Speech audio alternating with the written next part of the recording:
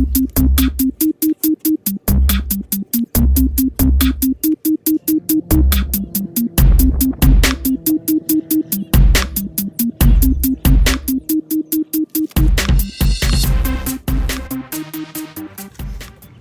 everyone, I'm Pastor Jack, and welcome to the State of the Nation.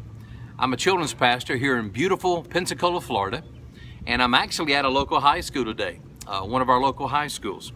And I want to tell you a quick story before I just offer you hopefully just a little bit of encouragement today. When I was going into high school, when I was a freshman, I was playing basketball. I'd made the team, and I was introduced really quickly to this thing here called a running track.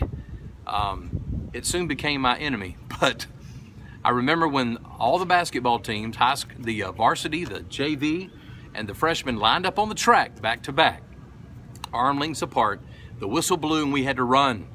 And after about 4 laps, I know 4 laps is a mile, the whistle blew and the guy at the end had to sprint all the way to the front. And that continued until everyone had sprinted to the front, at least, 4 or 5 times. And by the time you were done, you'd run about 6 or 7 miles, or maybe a little bit more. You know, I remember right in the middle of that, I thought I was gonna die. I really thought I was gonna die, but the coach kept screaming, "Don't stop. If you quit, you'll never start again." And so I just kept going, and then I was introduced to that beautiful thing called the second wind. That pain just kind of melted away, and I felt like I could run forever. In fact, I was disappointed when it was over with. I could have kept running. But you know, it's like that in life, isn't it? It's like that in ministry. And it was recently that God gave me a second wind. I had become really so discouraged to the point of depression in my life that I really thought God was done with me. My self-worth had really gone down, and I thought there was nothing left for me to do. But I received from God that beautiful second wind. And now I feel like I could run until the day I die. And I plan to.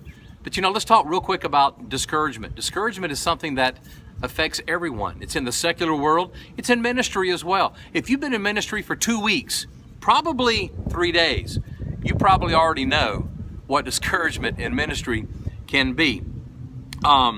You know, and avoiding it at all costs is a high priority on my list, and it should be on yours, because it will lead to depression if you let too much of that come in.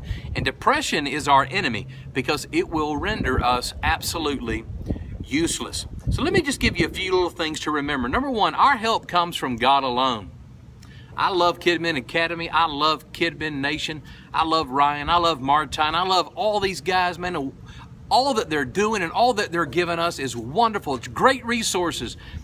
But folks, remember, let that be the second source of your resources. Remember that God is number one.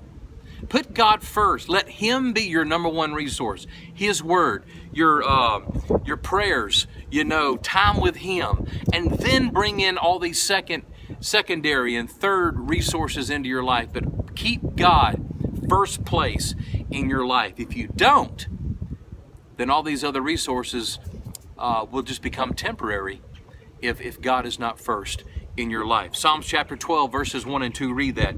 And then remember in Psalms 12:3 that it promises that God will never leave us. Have you ever felt like you were doing ministry on an island all by yourself? I think you probably have. I know I have. But this is where we have to be purposeful. We have to ask ourselves some serious questions. Where are we in our walk? Are we spending time with God daily? Are we praying like we should? Seriously.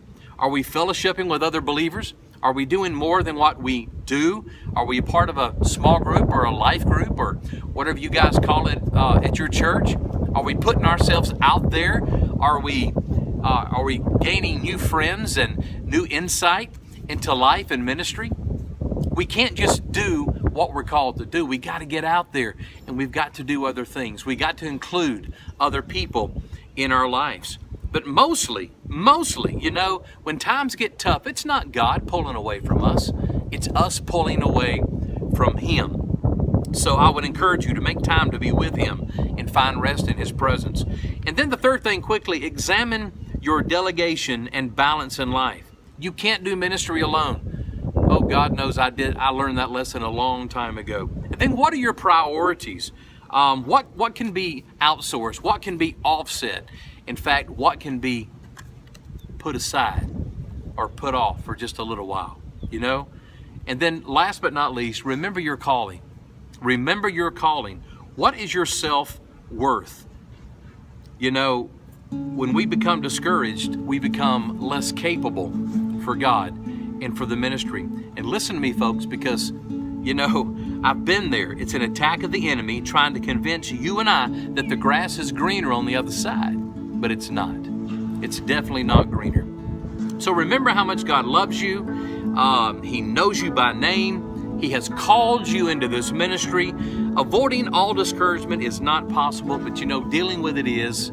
So I would encourage you just to do what David did. Encourage yourself in the Lord, first and foremost. And remember that He has called you to do what you do. Let's not give up. If you feel like you're fixing to drop out of the race, keep going. Don't quit, because if you do, you may never start again. May God bless you, and may God bless the nation.